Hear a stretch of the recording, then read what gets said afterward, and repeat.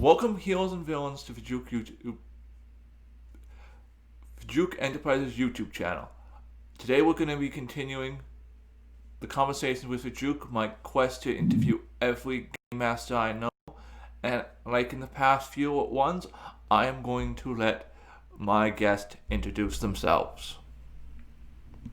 Lord Morbius bids you greetings and salutations. How did you get into tabletop gaming? How did I get into tabletop games? Let's see. Way back in the day, I started out with board games and chess when I was just a schoolboy. I didn't have any brothers or sisters, but I had a whole bunch of cousins who introduced me to tabletop war games, like the classic Avalon Hill Panzer Blitz and Squad Leader games. Those were the old style games that had a fold-out paper hex map of the battlefield and a little cardboard chits that represented individual infantry and tank units. And I had just started getting into tabletop miniature war games when the original Dungeons & Dragons first came out back in, was it 74 or 75? I'd have to look that up. Anyway, those same cousins that introduced me to tabletop war games bought the original D&D rules, the ones that came in the little small box with the paper pamphlet rule books. And that was my very first experience with role-playing games. And to be perfectly honest, we approached it as a wargamer perspective. We started out with an underground dungeon maze with monsters in it that we considered, quote, the enemy, end quote. And as players, we acted like a commando team that attacked the dungeon, killed the enemy monsters, and plundered their stuff. Like wargamers would do. Over the next few years, we, along with the rest of the gaming hobbyists, evolved into more elements to D&D, like the concept of there being more than just a dungeon crawl underground maze. We added the outdoor adventures in the wilderness and later added town adventures that later evolved into the concept of a gaming world. You get the town where the heroes are born, they grow up, the wilderness that the young, low-level adventurers explore. Scattered throughout the wilderness map, you had underground dungeon mazes to explore. And the important thing to understand is that all this is well accepted and established in the present day, but back in the mid-1970s, we and the rest of the gaming community at that time were doing it for the very first time. The concept was brand new and was still being fleshed out and developed at that point in history. We adapted our favorite fantasy books like Robert Howard's Conan stories and J.R.R. Tolkien's Lord of the Rings books into adventure scenarios for the players to actually play out. And of course, at that point in the gaming infancy, the adventures were terrible. Having never done it before with absolutely no experience making gaming scenarios, the adventures ended up basically being a straight-up railroad session, forcing the player straight into a reenactment of the books, encounter by encounter. While it was fun to put your own characters into The Hobbit, for example, it totally left no room for player agency, no player choice. None of the encounters came as a surprise because it was literally the book in adventure scenario format. Our heroes always ended up, playing second fiddle to characters like Conan, which in retrospect shouldn't have even come as a surprise in a Conan adventure. But later on, with more experience under our belt and a higher level of maturity, we began writing all new adventures in the world setting of Conan or in Middle-earth, where the famous villains or even brand new villains that we created were there, but the only heroes were the player characters, who had to figure out how to solve the problems on their own, which made it a whole lot better. But in the beginning, even then, it was still a case of kill the bad guy to save the day. And it was later on over time, coming into the early 80s, that we started coming up with this concept of role-playing scenarios. You can't just kill the bad guy because the bad guy is really a good guy who's being possessed by a demon or a witch or something like that. You have to find a way to get rid of the evil influence while saving the good guy, which makes it more complicated and more interesting. It was an amazing and heady time for the gaming hobby. In addition to the classic tabletop and war games, RPGs were a brand new thing that was taking off like a rocket with what seemed like endless possibilities. That was my introduction to role-playing games, basically. With such a long history of being in the role-playing genre, basically from day one, what systems have you played? Oh, God. So many. Over the last half century, I have played all the various editions of Dungeons & Dragons, obviously. There was, excuse me, Tunnels and Trolls,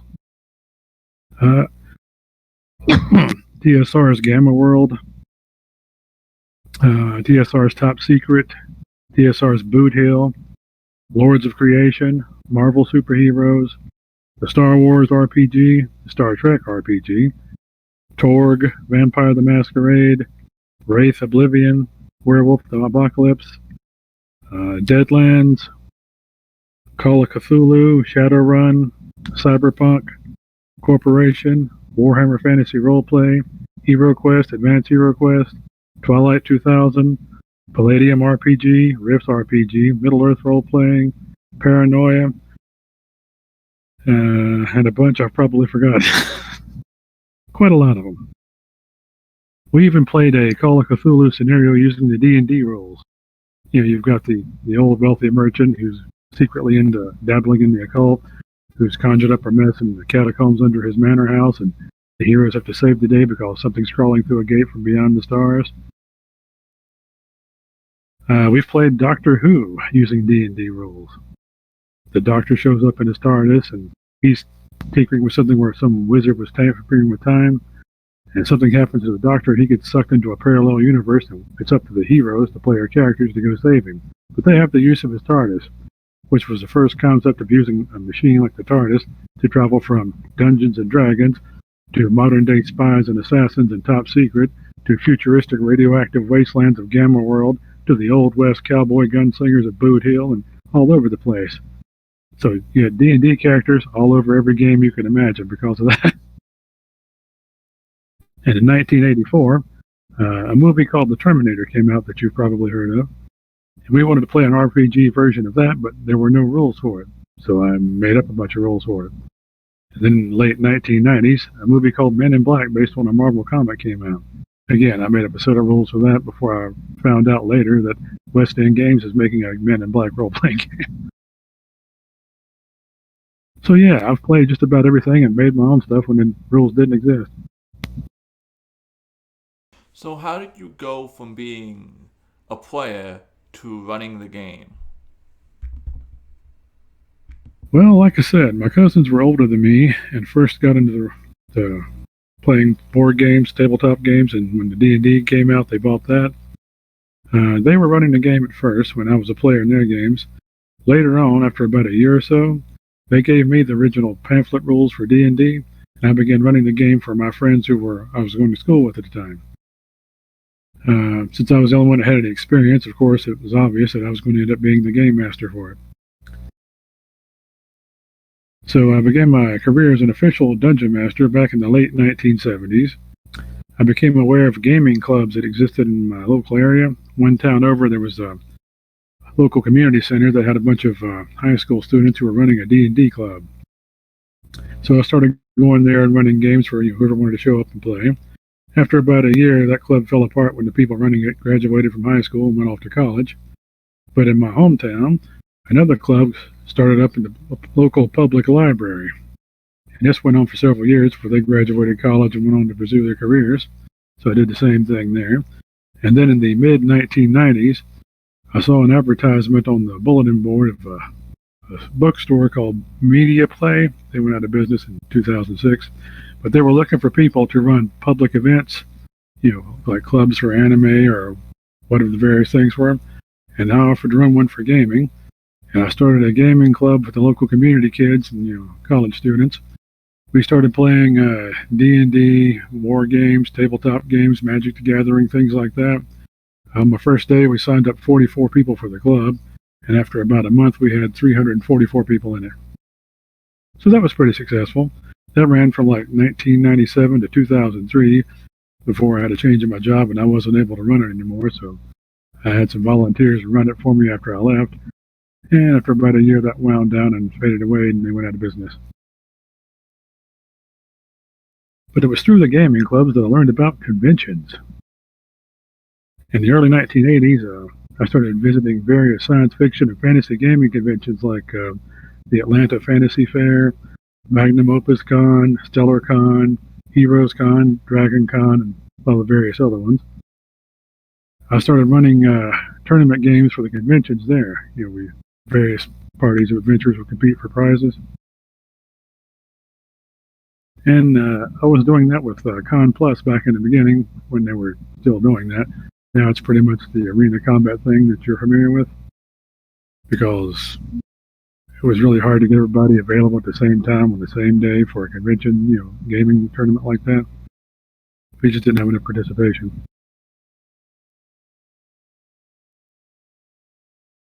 And that's how I became a dungeon master. With such a long history of being a game master, and with all the systems you've played, are there any systems you refuse to run?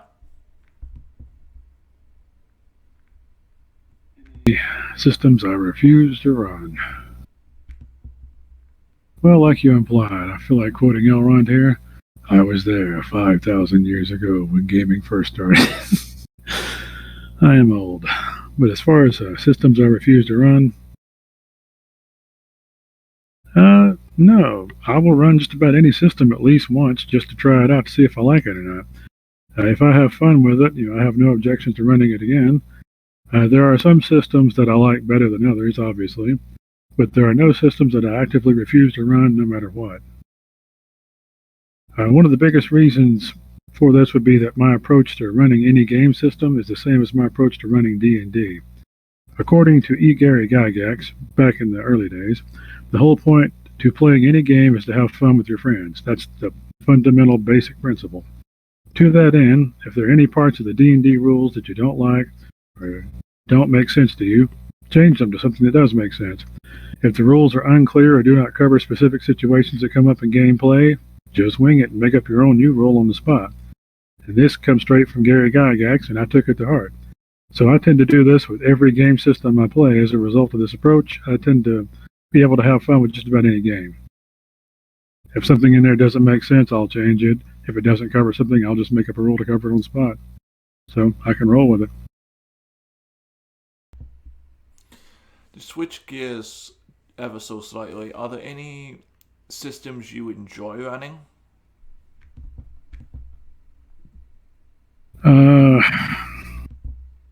AD&D, that's the Advanced Dungeons & Dragons, or what is commonly referred to as First Edition, holds a very fond place in my heart, even though it clearly has its share of problems.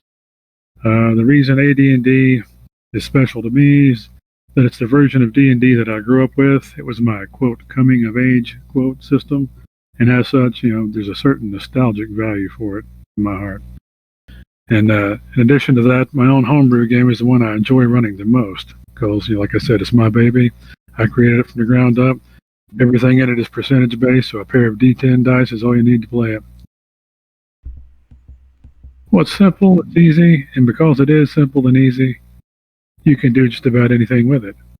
So there's no complex rule structure to inhibit, the fun of role-playing, or figuring out the puzzles, or outsmarting the monsters.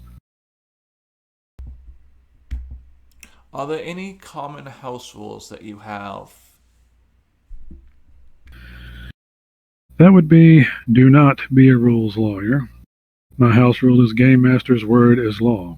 Even if you think you know every word of the rule book, you must remember that you do not know all the contingency plans, unrevealed factors, or effects that spell effects, magic, or technology that the monsters and NPCs or any customized doodads they may have in play. Therefore, what the GM says is the way it is, even if you don't understand it. You can discuss or ask for clarification, that's just fine, but never argue like a rules lawyer with the DM. When it comes to antagonizing your DM with the lawyer bit, remember, your character dies when the GM says so. If you don't believe me, your character starts having chest pains. Your character grows short of breath. Pain starts shooting down your left arm. Still want to push it? And that's just your character. If all the characters in the party piss off the GM, the star the planet orbits around can go supernova and blast it all to dust. So don't piss off your GM. There's an old saying, what do you call 100 rules lawyers at the bottom of the ocean? A good start. I had one scenario once. This was in AD&D, where there was this evil wizard who was going to punish one of his minions who was a 10th level fighter. He was arrogant and brash and acted above his station, so the evil wizard polymorphed him into a kobold to teach him humility. Now, later on that day, the heroes come in and they see a kobold sitting there looking depressed and pissed off. Now, they know the monster manual says that a kobold only has 1 to 4 hit points. So when this kobold, who is a 10th level fighter with all his power, skills, and hit points polymorphed into the form of a kobold, tells them to get the fuck out of his room, pardon my French, they tell him where to get off and a fight ensues, and he mops the floor with the entire party. So don't assume you know what's going on just because you know the rule book. That's what I mean by say don't be a rules lawyer.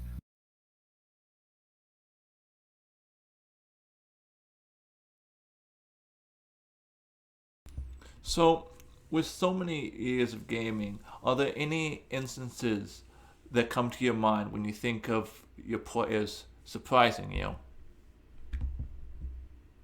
Oh, God. I've been surprised on so many occasions over the decades. What's the best story I can give you here? Late 1980s. In a game of Cyberpunk using the near-orbit optional rules, a United Nations strike force of the player characters were assigned to stop a group of cyborg terrorists who were planning to take over a military orbital space platform and hijack it and launch its nuclear missiles at targets on the planet Earth below. That's the scenario. My players totally surprised me by missing every single clue, failing to identify who the terrorists are, failing to find what I thought was an obvious screw up in the terrorist security plans, where they had planned to take over multiple platforms and launch a shitload of missiles and targets all over the globe. They didn't find any of this out, and in the end, the terrorists hijacked the military platform and rained ICBMs all over the planet across 11 countries, triggering automated nuclear defense protocols which launched hundreds of planet-based ICBMs at other countries, turning the entire planet into a radioactive wasteland crawling with killer robots and mutated life forms. Didn't see that one coming. And from that point forward, my Cyberpunk game was restricted to 14 orbital space platforms and 2 lunar moon bases because the rest of the planet glowed in the dark. That caught me totally by surprise. Switching gears completely, is there any moments of everything going according to plan that are fond memories? Everything going according to plan. That was a fond memory. I think one of my best stories was in a Cyberpunk game that I played in instead of one that I ran. This would have been at the gaming club at Media Play. One of my friends was running a game and it was short a player and asked me to stand in for him. And we were playing executive bodyguards that had been hired by this one corporate executive who a rival company had sent assassins to kill him. And he wanted us to keep him alive. We were escorting him to the airport so that he could board his private company jet. And while we were there, these 3 assassins appear on top of the building of the airport and were shooting at us while we were walking across the tarmac towards the jet. My buddies grabbed the corporate executive and took off running straight for the plane, while I turned around and I declared to the game master that my intention was to lay down suppressive fire so that they would stop shooting and duck. So I emptied a magazine on full automatic from my submachine gun, breaking it right to left across the positions where they were at, and the dice simply were not with me for suppressive fire. There were 3 terrorists. The first one, critical hit in the head. Boom, he's dead. Dropped like a sack of potatoes.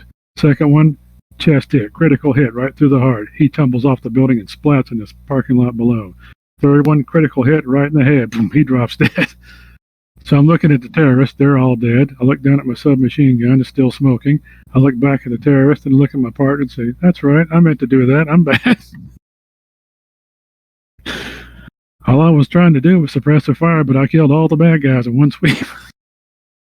I love it when a plan comes together.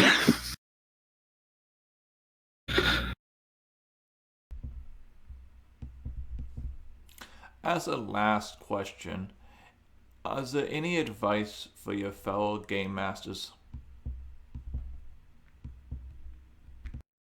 Any advice? Let's see. For the beginning game master out there, I would advise you not to worry about getting it perfect your first time out. In reality, Most first-time GMs will forget some or a lot of the rules, mess up on some of the plot points, and get the role-playing half-hearted or unconvincing. At the end of the day, none of that will really matter. The important thing to remember is that the whole point of playing a game is to have fun with your friends. Remembering all the rules, making up new rules on the fly, or home brewing your own unique rules will improve over time with experience. As with all things, the more times you do it, the better you will get at doing it. More experience means more skill. Greater skill means a better game. But as long as you and your friends are having fun playing a game, that's what's really important. And do not be afraid to make up your own rules if you need to. If players attempt something new or unexpected or that isn't covered by the existing rules, the GM needs to just make up rules to cover it on the fly. As long as it makes sense, it should be just fine. If a player wants to leap from one horse to another horse while they're running at full speed and you can't find a rule to cover that sort of thing, just roll your dexterity score or less on a d20 to see if you make it. Any actual rules regarding horseback riding or acrobatics can be looked up later or researched or fleshed out or whatever you need to do. But if you just wing it, roll versus your ability scores, game continues to flow, everybody continues to have fun. That's the best way to run it. Also, beginning game masters should probably start simple, make their adventure scenarios more complex and complicated as they continue running games and develop experience of doing it. Keep adding new elements to your game one at a time as you get comfortable running the old elements in your game. There's nothing wrong with starting out with an underground dungeon crawl with a handful of monsters in a maze, and as you run more adventures, start adding in traps or riddles. Maybe a time or two later, add in some role-playing elements. As time goes by, your game mastering skills will get better and better, and your games will improve in quality. And that's the most fundamental basic advice I can give a new game master.